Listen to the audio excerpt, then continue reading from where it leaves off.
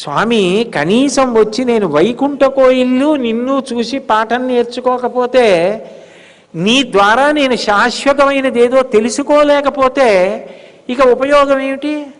అందుకే ఆ నలుగురిగా ఉంటాడు. ఆ నలుగురిగా గుడిలో ఉండడానికి కారణం సహజ బలభద్రేణ బలిన బలరాముడితో కలిసి ఉంటాడు. బలరాముడికి ఏమిటి? నాగలి.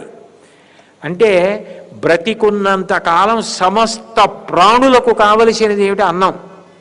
అన్నం ఇవ్వాలన్నా భూమిలోంచే రావాలి, భోగము కావాలన్నా భూమిలోంచే రావాలి. అందుకే వసుంధర.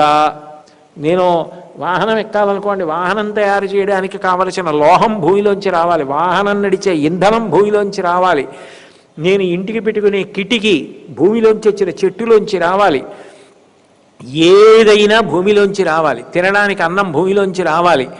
ఈ భూ సంబంధమైన సమస్త భోగ భాగ్యములను నీకు సమృద్ధిగా ఇస్తా లోకానికి అని చెప్పడానికి బలరాముడిగా.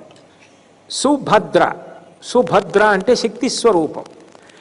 ప్రతి ప్రాణి యందు ఏదో ఒక విభూతి ఉంటుంది. విభూతి లేని ప్రాణిని ఈశ్వరుడు సృజించడు. యద్యద్విభూతిమత్సత్వం. ఎక్కడ ఏ విభూతి ఉన్నా కూడా అది నా యొక్క అనుగ్రహ విశేషమే.